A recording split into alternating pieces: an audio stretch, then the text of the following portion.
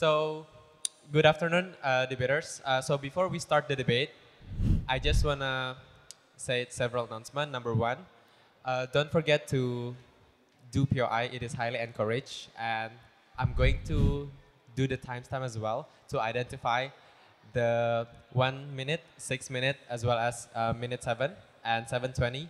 And please wrap up your speech whenever you listen to these notifications. And last but not least, please make your sound to be as audible as possible and make this debate to be as civil as possible, okay? So without any further ado, I'd like to welcome the Prime Minister to open the debate. Here.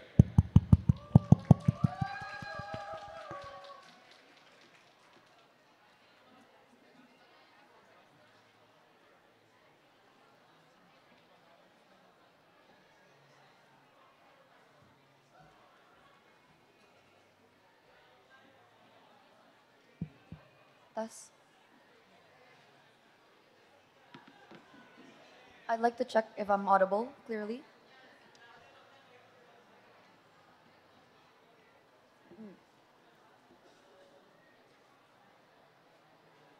Panels, 2 points of arguments. Firstly, regarding the principal justification behind it, why is it principally justified under our side of the House? But second argument then regarding the practical benefits, why we create a better political world under our side of the House. But before that, a few points of setup. Realize, panels, that democracy itself stems from the fact that said person does vote with the intention to hear people's voices, right? So what does it look like under our side of the House? This means that every citizen who are eligible to vote, like over the age of 17, are obligated to vote during national elections, i.e. president elections, where it is especially impactful to the whole nation right? But then moving on then to my first point of argument, the thesis of this argument is why is it principally justified under our side of the House to make voting mandatory in national elections? Panels, realize two important things here, right? Firstly, besides the fact that it is your moral obligation as a citizen to fulfill democracy by using your own vote, but secondly then, we're going to measure it not using arbitrary aspects, but we're going to measure it in a practical way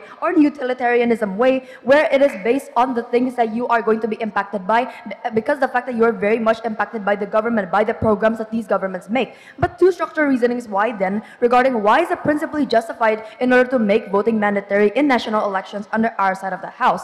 Firstly then, because the fact that it is your moral obligation as a citizen to vote, to make sure that you do use your right as a citizen to help the government, to ensure that they have the best government or the best staff consisting of the best people or the most eligible people, right? Then you have the moral obligation to do so because the government has already aided the citizens by making programs dedicated to the citizen, dedicated to you people as a citizen of the country, and therefore you have the moral obligation to actually at least give back to the government to ensure that they are also benefited by you because you are already impacted by the programs that they make, by the programs that they construct as a government, as they have already done lots of impacts to you from the government, and they have already caused a large positive impact onto our lives as normal citizens, right? Because you yourself have already gotten the positive impact, you yourself has already gotten the benefits from the government themselves. They have already created very impactful programs in order to actually help people like us, citizens like us. But secondly then, if you do decide not to vote, this does not only impact you yourself as a citizen, but the people around you. The people around you are going to be impacted by the vote. They are going to be impacted because the moment you do not vote, this means that it's going to impact the future candidate or the future president that's going to be elected because you yourself choose not to vote, choose selfishly not to vote, right? This means that the people around you that you love, your loved ones, your family, your friends, are going to be impacted as citizens, but not only your loved ones and the people that you love, but also the poor and the vulnerable people in the country are also going to be massively impacted by the policies that they choose to make because you decide not to vote a specific candidate, right? So therefore, on our side of the House, in general, the scale of impact is just larger under our side of the House. But second argument then, secondly, regarding the practical benefits under our side of the House, the thesis of this argument is why are we going to create a better political world under our side of the House, therefore lead to better policy making? A few structural reasonings here then. Firstly, because the fact that there is urgency for the people to actually make informed voices. What make informed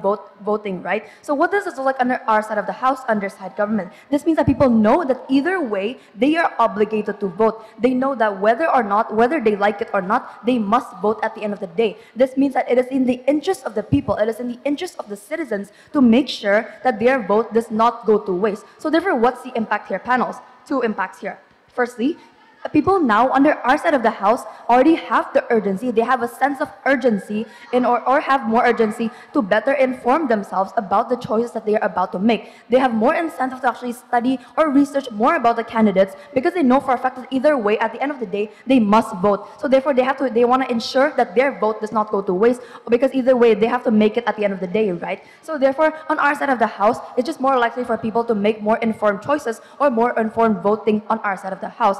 But other than that, but secondly, this just creates more informed voting under our side of the house. It's because of the fact that people research more. People are going to find out about these candidates more. People are going to know about their programs, the programs that they propose as a candidate. Therefore, people are just going to more likely create more better informed choice on our side. But then secondly, then it's because of the fact that people already have higher incentive to actually know or research more. This means that there's going to be more media coverage regarding the candidates themselves. There's going to be higher media coverage regarding the candidates, the programs that they propose, or the important things that they have to know in order to actually make an informed choice in the national election itself. So therefore, under our side of the house, there's just going to be more media coverage in social media under our side of the house. But one point of clarification here, panels, who are the people who are most likely not going to vote or most likely going to go put under side opposition if voting isn't mandatory under their side of the house? It is the middle-class citizens. This is because of two main reasons, right, panels? Firstly, is because it is a neutral party and it's not impacted. They're the ones who are less likely to get impacted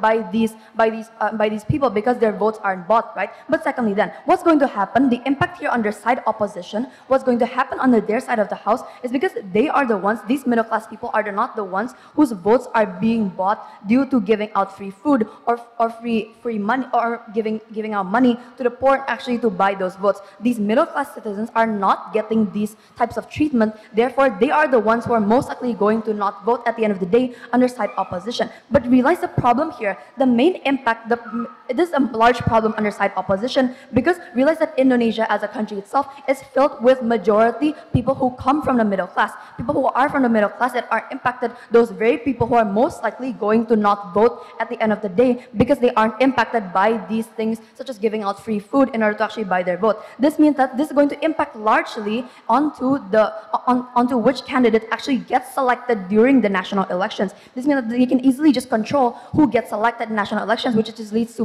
worse representation on their side of the house.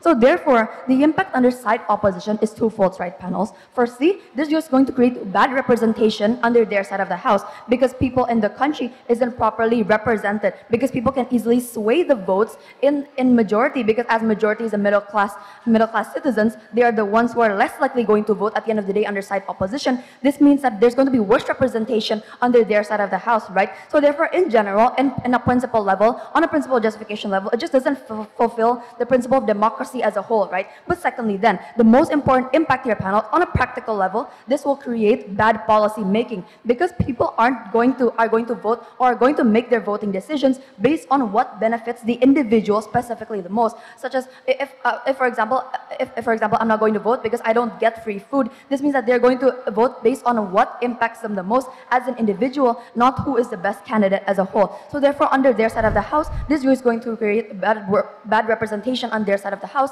and in the world of politics. But secondly, then this is going to also create bad policy making on their side of the house, which has a larger scale of impact as a whole on their side of the house. With all the points that I brought up, so proud to stand on side proposition. Thank you, the Prime Minister, for the fine speech. Now, to open the case of team opposition, I'd like to welcome the leader of opposition. And for all the debaters, it is highly encouraged to have the POI, okay? Thank you.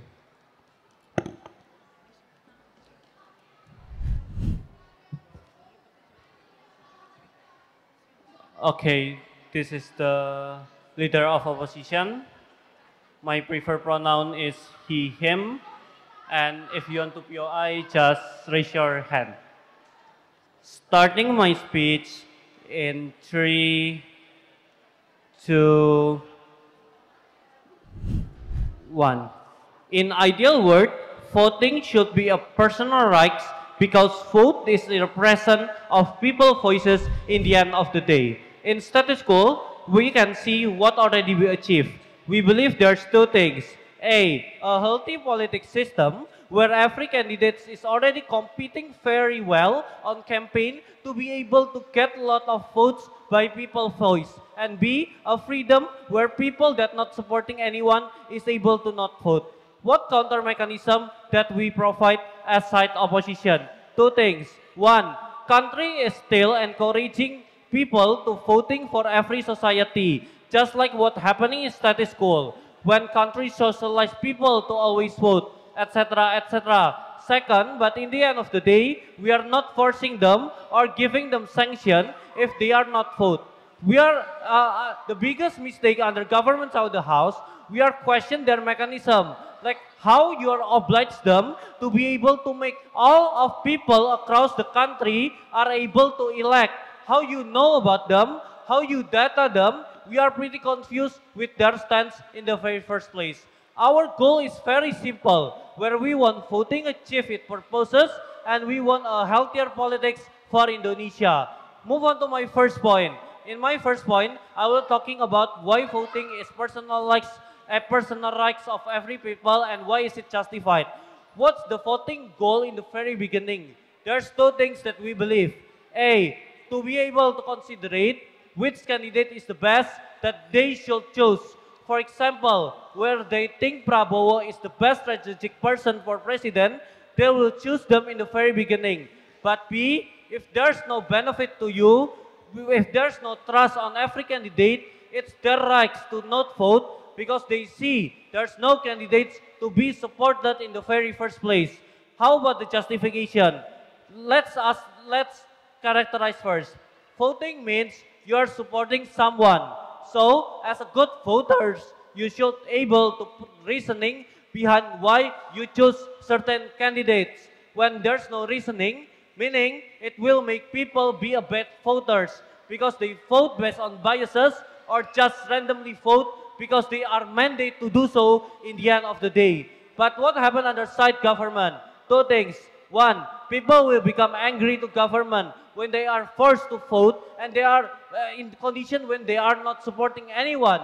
It will create a question and confusion for society on which candidate should be voted.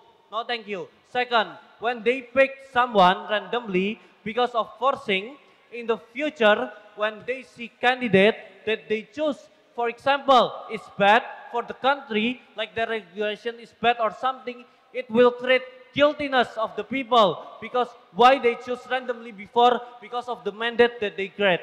We also question their importance to propose this motion because we already can see what harm that happened under government side of the house. Why this argument we believe is very important? Because voting someone should be a representative of people's voices. For example, when people in the past need human rights, they vote for PDIP. Interest of people should represent the vote. If not, the real purposes and goal of votes wouldn't be achieved in the very beginning of the phrase. Vote become just some of obligation to do without a meaning behind it. Move on to my second argument. In second argument, I will talking about the harm if voting is mandatory. First of all, let's analyze first what happened if voting is mandatory. We believe there's two things. A, candidate is no longer focused on campaigning to every single province to be able to gain vote from people around the country because we believe it's not needed to increase the vote anymore. B, candidate just increasing to be able to expose themselves to the whole country. Why? Because in condition where voting is mandatory, meaning people who don't know anything will just only vote based on candidate that they believe is familiar to them. That's why their job is only to make people, to expose themselves to the whole country, to make them familiar without any just programs or campaigning about it. Why is it bad, we believe, under side of government? A, it's disincentivized candidate to be able to make programs or simulating their programs in front of society because it's no longer mandatory to get vote from people. Therefore, it's creating a situation where candidates become lazy and not really focus on jump up into society and understanding them. And B, we believe under their side, they achieve politics that not healthy because the barrier of entry is very low. They just need to follow the trends in social media to be able to get viral. This is not a good politics at all, because good politics is when every candidate debating, competing to be able to win the election. But comparatively, what you happen under our side of the house? Three things. A, candidates are encouraged to put a lot of efforts to be able to get elected. Because efforts that being voted is very hard, just like in state school, where they should be able to persuade every people in the society. They should do campaign around the world, around the province.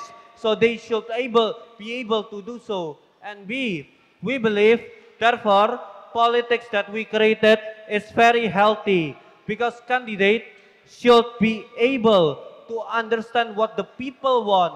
They should be able to give a solution for what the people want. With diverse situation around the society, right? This creating a politics that very healthy, where people should come to every province around the world, around the country, to be able to see the problems, the root of the problem of the society in the very beginning. They should be able to understand every people's voices, just like what happened in this case. So we believe our side, the one who achieved the democratic purposes. Therefore, candidate that elected, we believe also more likely to be a good candidate. Why? Because in their efforts, they jump into the society, they talk to the society, they have a dialogue with society, meaning they know what society needs. So when they become a president, they are able to implement regulation and solution because they already know the problem. And that's why we are so proud to oppose. Thank you. Thank you, the leader of opposition, for the fine speech. Now, to extend the case of team proposition, I'd like to welcome the Deputy Prime Minister here.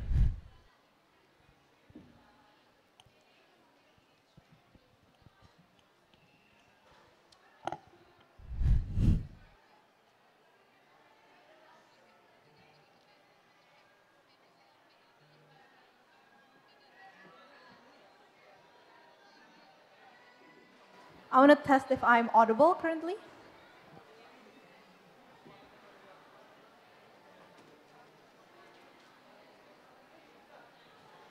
I'll be starting my speech in 3, 2, 1. One clarification and then 4 points of rebuttals and 1 extension. First, regarding clarification of what the mechanism is, of course, being that we oblige them to be able to vote, the first thing is that we make sure that each vote is done by an individual, of course, through registration, which means we skip the registration process and we view immediately who are eligible and if their votes actually entered based on the KTP, for example, that they have. And second point is that if they don't fulfill this, what exists is a large fine, which again incentivizes people to vote in order to avoid this. For the rebuttals, first, regarding a healthy political system, they try to claim that currently the system that exists is already healthy and thus already sufficient. However, we question their claim because they themselves stated that currently people are uninformed, that currently people do not make the best decisions for themselves, and so we ask if currently the status quo is enough, if this actually will create a healthy political system, because they themselves conceded that people are uninformed, which is why on our side we try to claim that using the system, what exists will be better informed people. On the second point, on the freedom or the autonomy not to vote, what they simply say is that a person's rights to not vote should exist because they do not support all peoples. However, what we say, 2 points on this. First, personal rights still exist. People still have autonomy on our side. It is simply that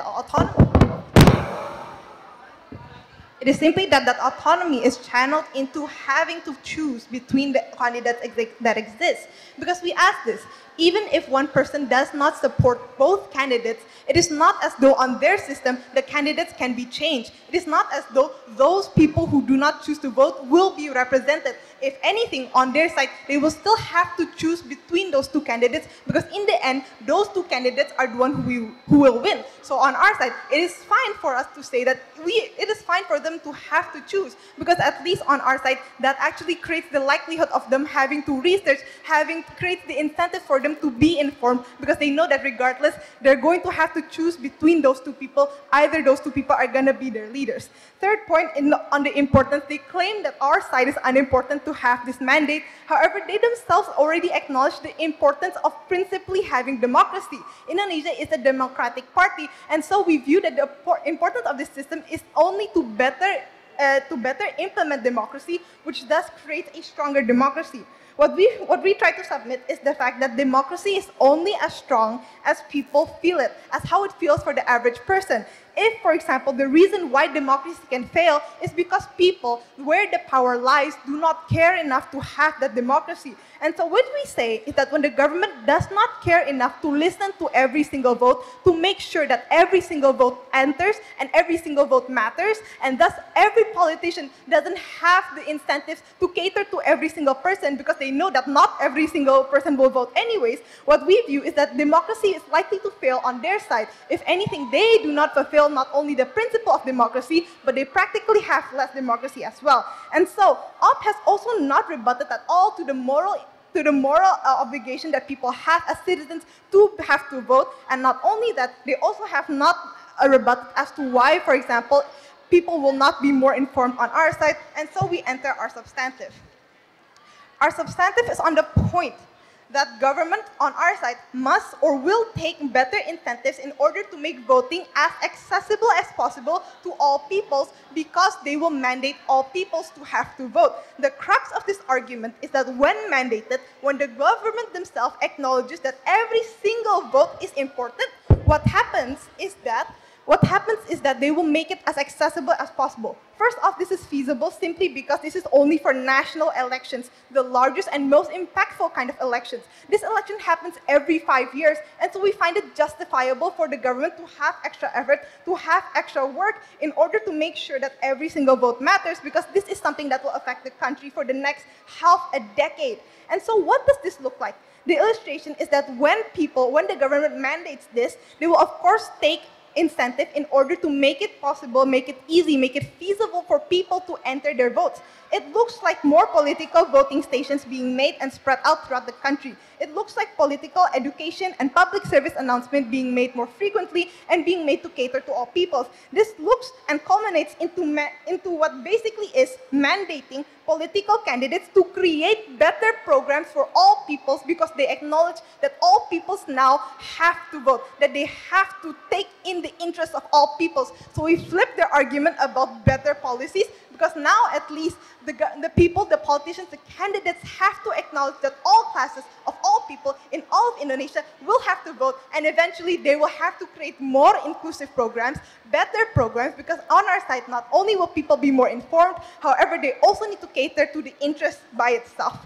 The comparative is that in status quo, where not only the chances or the quality or goal put is high, but candidates, if anything, are incentivized to only appeal to those who they think will vote anyways, because on their side, they already know not every single person will vote. So if anything, we flip the argument of better policies, because on their side, there is acknowledgement that the government doesn't even care to listen to everybody's vote. And so the long-term benefit is that we make better policies, we make more inclusive policies, we make and fulfill democracy in and of itself. And so let's simply weigh what they've brought already. They have failed again to recognize the importance of having democracy in the first place. What we bring is the fact that when autonomy exists, even if it is from a less informed decision, on our worst case, if people are still uninformed, what we say is that even a less informed vote is representation of people. Even a less informed vote on our side being mandated is fulfilling democracy. Because who is the government to dictate whose votes are most important? Who is the government to dictate who has an informed decision or not? Who is the government to dictate what is best for the country? in a democracy, it is the people. And even if they try to claim that on our side, a lot of uninformed people are going to make decisions, if uninformed people are the majority of Indonesia, then so be it. This is fulfilling the principle of democracy regardless of how the country will be run. It is important to fulfill democracy in and of itself. And so if anything, this will not only create better education long run, but this will create fairer political system. It will create political systems that will actually be inclusive. This will create better democracy. This fulfills democracy. And so, since we are the side that cares, we are the side who takes measures to actually listen to all peoples, this is why we win. So proud to propose.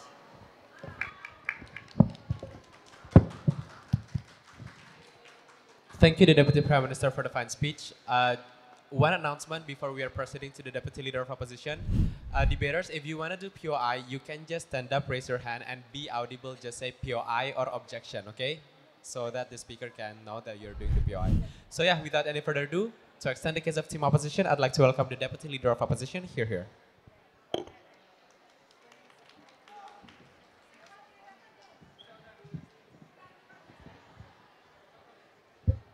Okay. Check. All right. DPM. Oh, DLO is here. I'm going to start my speech. I'm going to give trigger warning first. If anything, if I say anything sensitive, it's just for the debate purpose, not representing my own personal political beliefs and etc. Starting my speech in 3, 2, 1. I think we're going to just uphold a very. Oh wait, I'm sorry. I forgot my timer.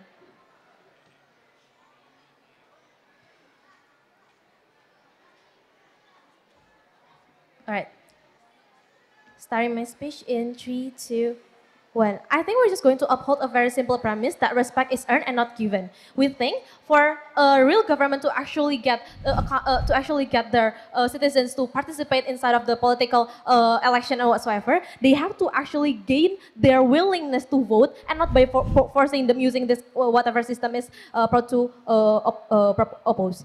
First of all, I'm going to question their mechanization because we think this is not enough at all to prove why they can so playing in their very best case of suddenly everyone is so rational and whatsoever. Why? Because first of all, they are saying they're going to remove the registration. This is already questionable because you cannot remove the registration. How can you be so sure that people not going to like vote twice or whatsoever and do more cheating inside of this mechanization, right? But second of all, they say they're going to find people who don't want to vote. Meanwhile, they keep on glorifying that they want to help the poor people, they want to help the unprivileged people. Meanwhile, they already mentioned that the people who are most likely not going to vote is those poor people. And those poor people are the people they're going to find at the end of the day. We're questioning where is the charitability of their mechanization from the very beginning, right? But understand that I'm going to re-highlight 3 concepts under our cases. 1, vote is very personalized. When you try to vote someone, you're going to put your identity, your agency, your hope, your expectation in your vote. Therefore, we believe it's not supposed to be forced, right? But second of all, we think no government is going to be perfect at the end of the day. Therefore, when someone votes for a certain candidates or whatsoever,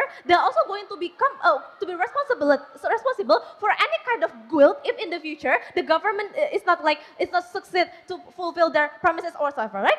For example, if Prabowo's free food failed at the end of the day, half of the country have to feel like also responsible for this failure, right? If Jokowi's IKN project failed at the end of the day, a lot of Indonesian people have to also be accountable of that guilt at the end of the day. We think this is not supposed to be forced because people have to take accountability of something they're not choosing at the end of the day, right? But 3, understand that what we want is actual effort to be put. Why? Because these candidates, political candidates, have their pride. If they win but half of the country not choosing them, it's useless at the end of the day. However, if under their side, everyone votes, therefore, whoever win in this election so systematically already completely win. Therefore, no more effort is needed to achieve this at the end of the day, right? But moving on to responses, I'm going to respond to 4 cases from the government side of the house. 1, they say that democracy is achieved by voting because it's impactful. But understand that A, we think democracy is achieved by an actual representation, a union of agency when people feel like they find the right candidates to realize their identity,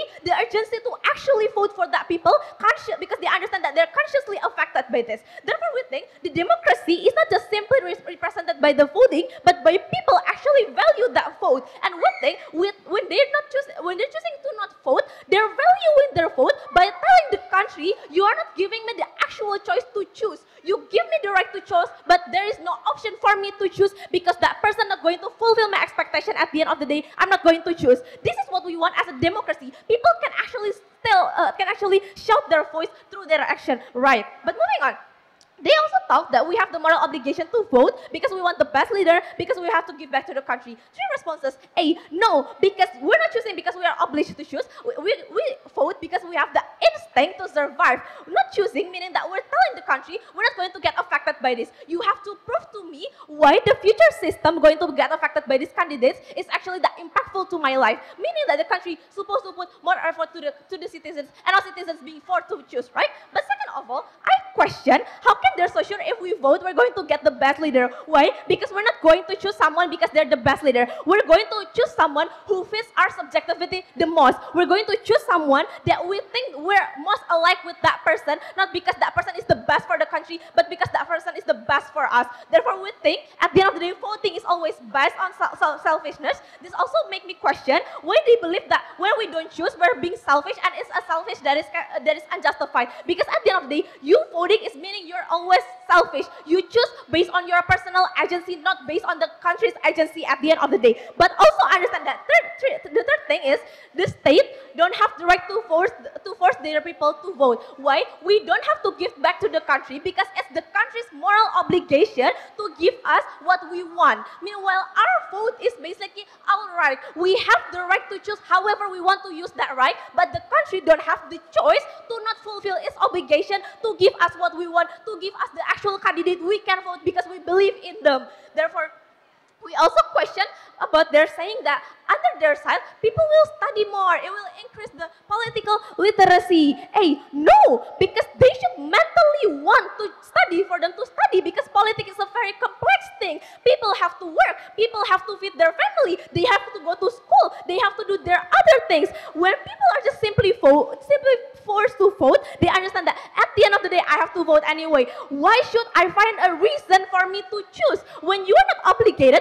you have to find a reason. Why would I want to choose this person? Why would I want to vote for this person? And that's exactly why you're going to study because you have the option to opt out if you don't find an actual reason for you to choose, right? But moving on to my extension, I'm going to talk about how this is going to actually affect our society under the government side of the house. One, people understand that it's going to affect the trust of the society. Why? Because of the people nature. Understand that the media will influence each other. The rise of human rights and expectation and whatsoever going to make people feel like they're being objectified merely as a tool to choose people in power. People's future perspective going to view their government as a lazy government. Why?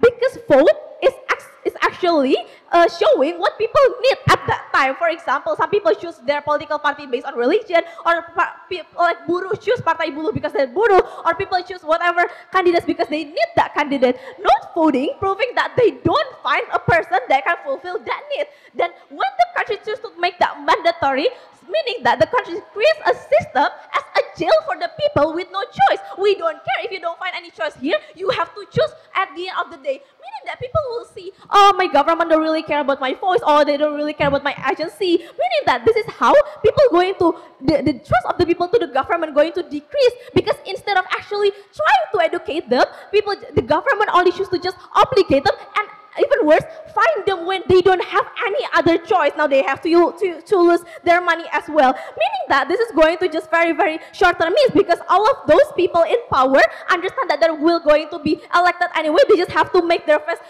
shows a lot more in the televisions and whatsoever, meaning that they're going to have much short-termist policy making, because they don't really care about what the end of the project. They just have to make sure people see their faces in screen. People will choose for them because people don't really have to get any more reason to actually choose, because they're at the end of the day already forced to choose, very proud to oppose.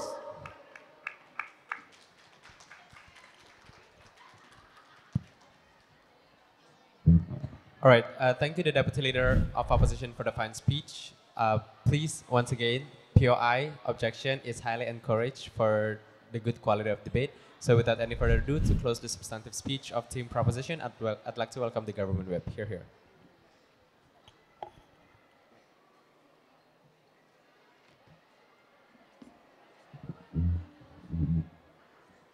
Hello, test. Am I audible?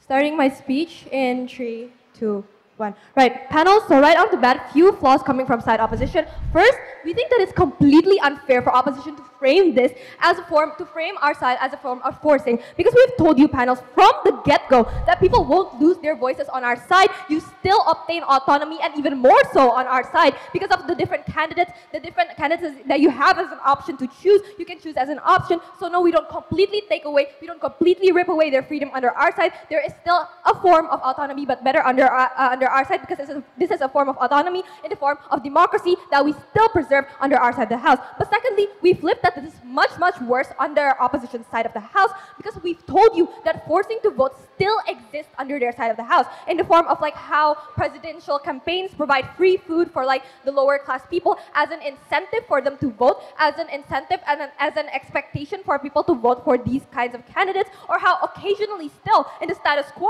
people get money in like envelopes from certain candidates expecting them to vote for this candidate, for that candidate. And even if opposition says this is symmetric to both sides, we think that, okay, at least we acknowledge that this is symmetric to both sides, but at least we mitigate this risk because of how people in lower classes doesn't have ultimate power under our side of the house to alter the amount of votes. Now you provide a balanced starting point, a balanced amount of votes, because of like how people, especially in the middle class, now under our side of the house, we give them to feel the urgency to vote. Then the majority of votes are not in the hands of like biases, like how opposition claims it to be, are not in the hands of like people who are prone to these biases, which is like lower class people or higher class people. Rather, this is just a more fair form of voting under our side. It doesn't get overshadowed by the elites, for example, for the elitists who have political power to vote, or this is not altered by the biases in the lower class who are easily affected by bribery like free food. You give this urgency to the most neutral party, and we have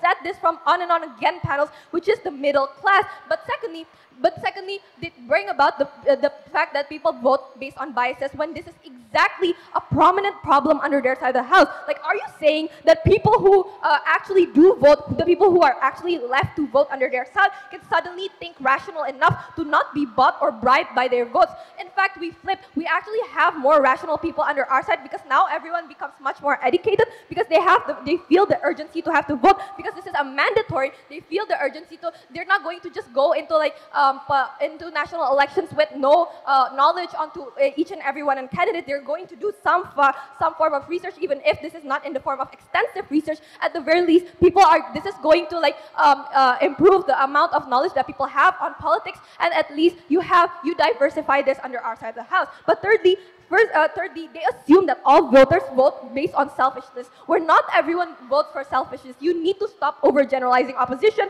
People vote for there are people who still think rational enough under our side of the house. People like vote for nationalism, for example. People feel like they have to contribute to their country. Therefore, you cannot.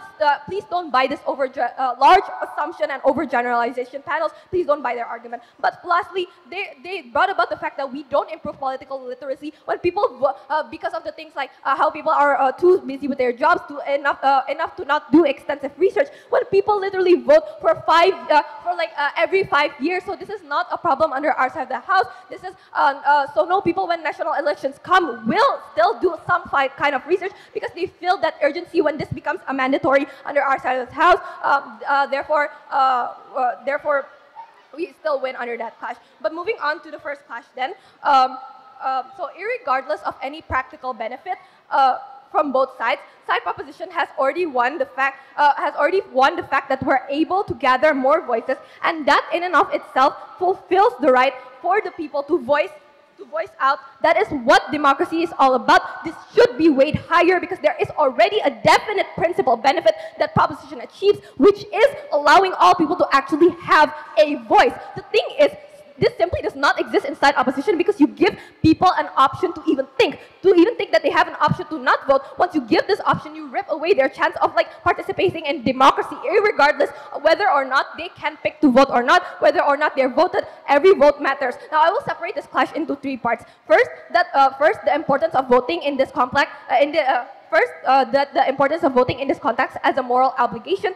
Second, why we achieve better democracy. And third, why this should be weighed the highest argument in this debate. First, why voting is so important in a principal context. Like, realize that voting is a form of representation. This is how you are fulfilled as a citizen, irregardless of whether you benefit directly from it, irregardless of whether you feel forced to do so. This is a form of fulfillment, a form of representation. You cannot let anyone take away that from you. This is how you feel like you are contributing to your own country. We feel that this is a form of autonomy that should be weighed higher than any form of freedom, than any form of autonomy under their side of the house that opposition tries to bring. We think that this is simply to give the choice of autonomy, we think that simply to give the choice of autonomy to pick whether or not you can vote is not a definite form of autonomy, because you rip away that very form of representation that people feel, that citizens feel like they have a form of autonomy. This is what we achieve under our side is the highest form of autonomy that you can give to any kind of individual. Thus to say that you give freedom of choice is insufficient, because you also give them the ability to lose their voice, but they don't realize this. But secondly, this is your own form of moral obligation. You, at the end of the day, will get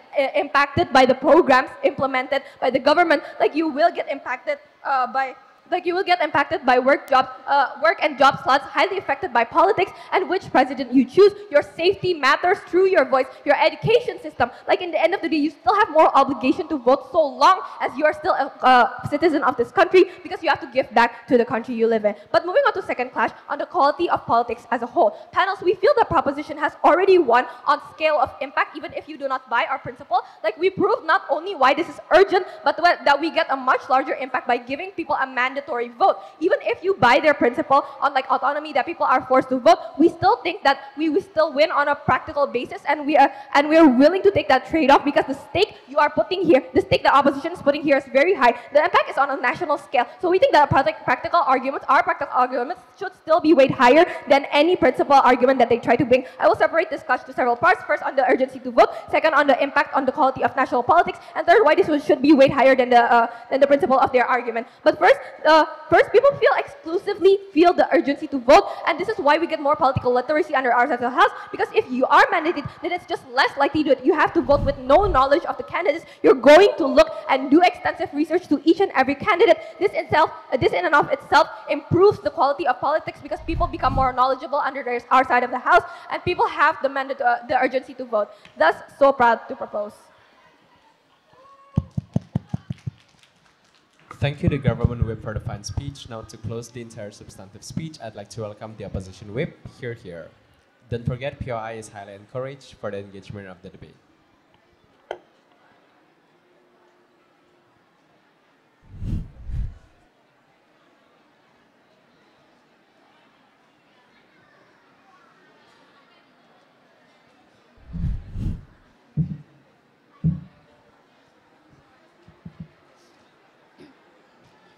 Making sure I'm audible. Okay.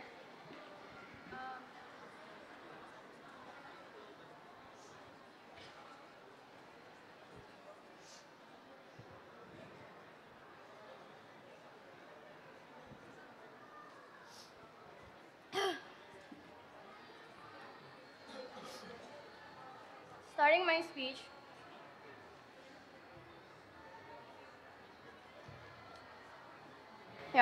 Starting my speech in 3, 2, 1.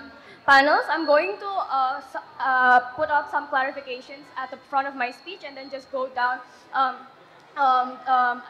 assessing the points having been made by both sides of the team. Right? First of all, I want to clarify that I think our side of the house has the better form of democracy, where it actually assesses each and every single aspirations of the people, not just their voice, not just their votes, right? Because our form of democracy is a democracy that values no vote, that thinks that no vote is also democracy, that apathy is also a vote. It says something much bigger. So it raises the concerns that no candidate or like no politicians is much aligned with what I need, or can like be my voice, be the extension of my agency, be the extension of my autonomy the best, right? We think that no vote is still a form of democracy. How? Because not only does it show that people doesn't have the representation that they want, but it also means it's going to be evaluated for like the next election, right? Because the data will be publicized,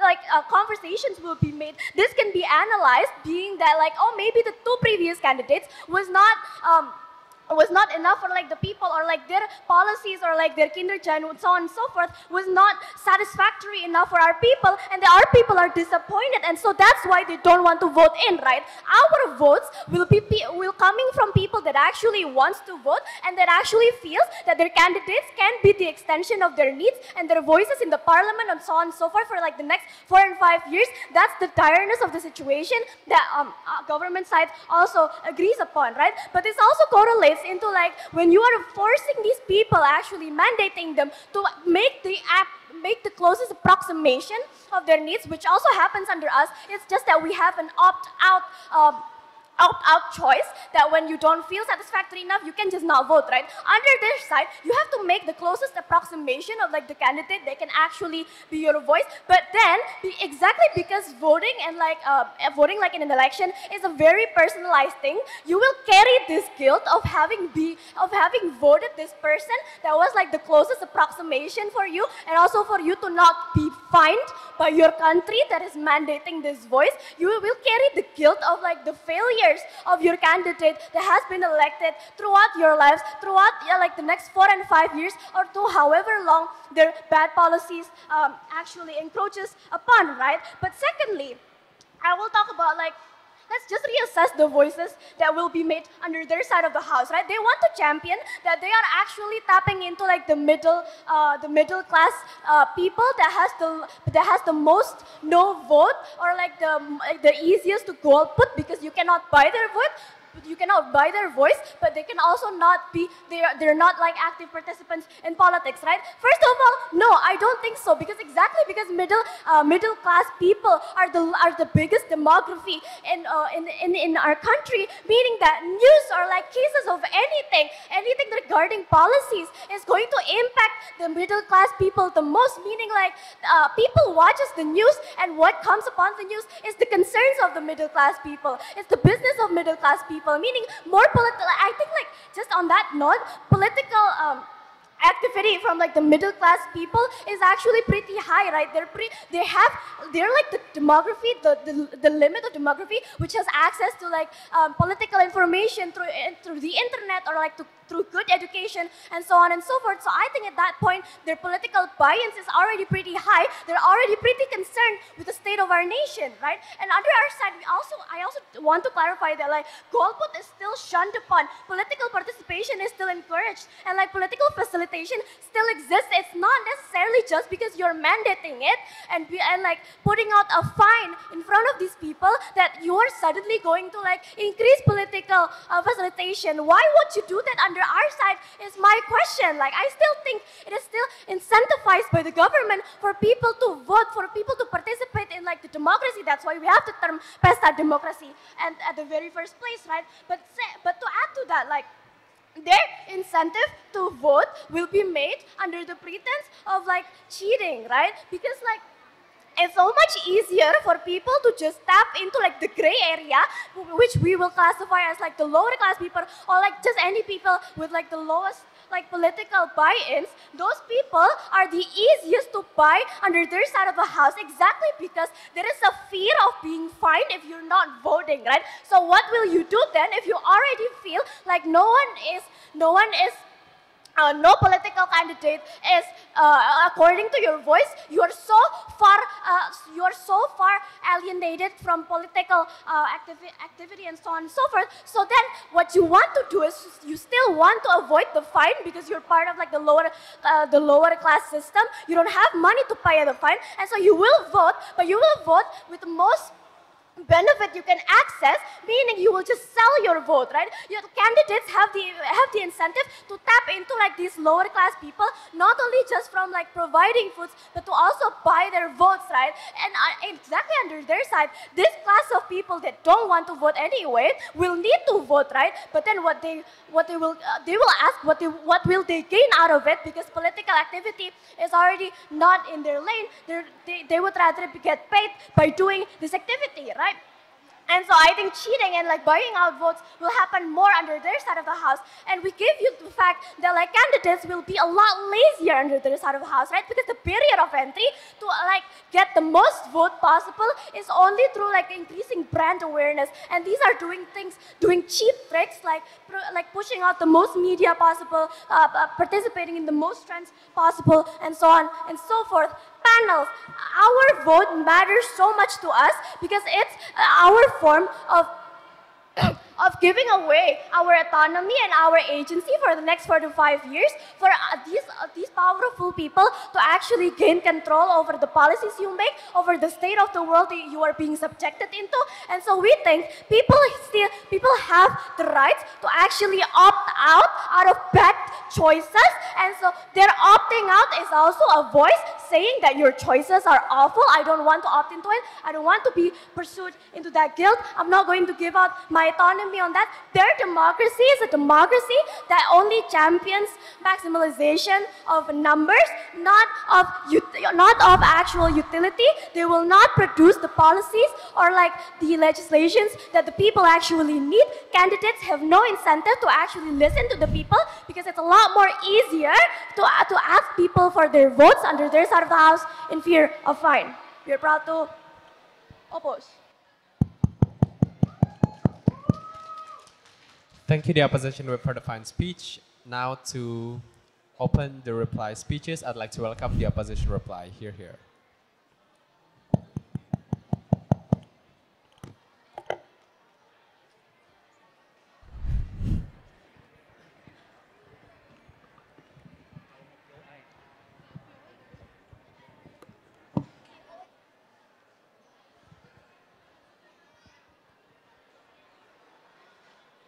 This is the opposition reply. Starting my reply in 3, 2, 1. There's two main clashes that happen in this debate. The first one is the biggest clashes that happen in this debate. Which side achieves the better impact for the politics and the democracy? What the government side of the house already give you. The government side of the house argue with two things. They say that they achieve a healthy politics by able to accumulate everyone's vote around the country, so they achieve the true meaning of democracy by people's voice being represented. How opposition responds against this? My third speaker already questioned about the analysis that bring by the opposition, by the government, about how they achieve democracy in the very first place.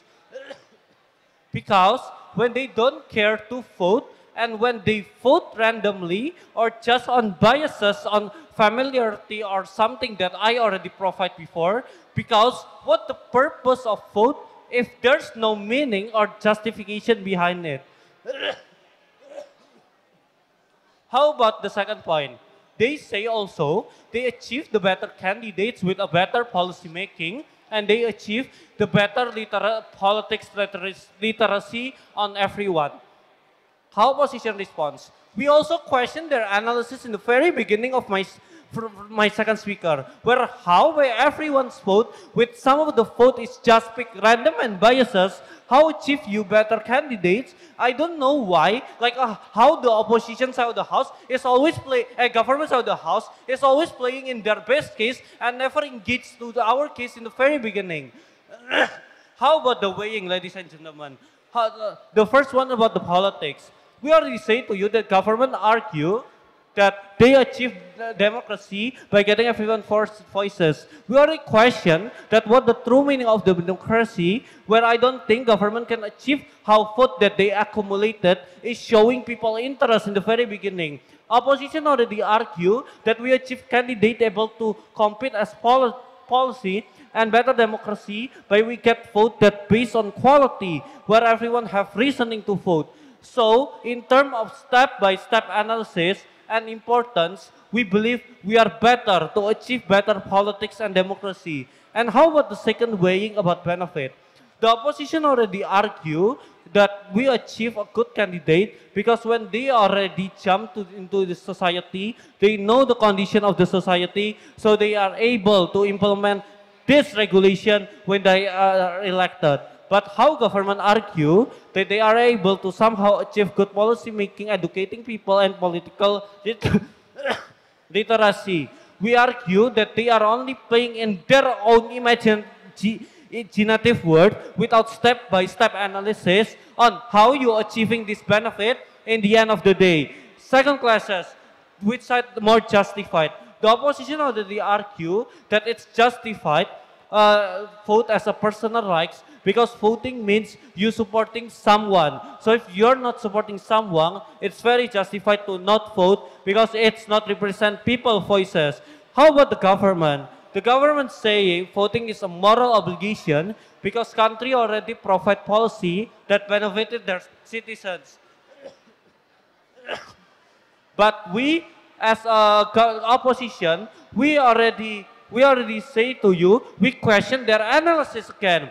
Because country are not able to satisfy everyone. My second speaker already say to you that country is not perfect. The one who not satisfy and believe that they shouldn't support anyone, why they should vote anyone? So in terms of importance, under this weighing, we believe they don't analysis from the root of the problem on why people actually don't care to vote in the very beginning. This is the most important question that should answer in this debate. And under this three weighing, we believe opposition side house win. Thank you.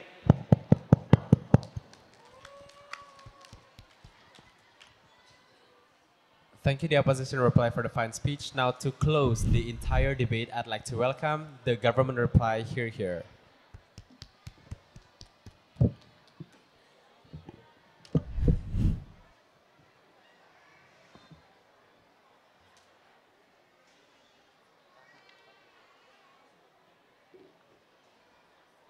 Hello, am I audible like this? Yes?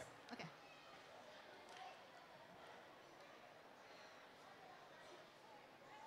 I'll be starting my speech in 3, 2, 1. First class regarding democracy, they try to say that democracy is something that is individualistic, this is something that is personalized. However, we question to what extent do they want it to be personalized. They question that democracy cannot simply be fulfilled by the existence of people voting. That is why they try to dismantle our principle. However, we question then why is it exactly that you need to personalize democracy? It is not as though everyone in Indonesia chose for Indonesia to be a democracy. We find that their mechanization of how they fulfill democracy is unclear, and so we win on that. But on the second point, they try to completely say again that it is fine, that it is important for you to have golput, irregardless of the harms, for example, that exist with people not caring, the culture of not caring, because everyone is used to golput.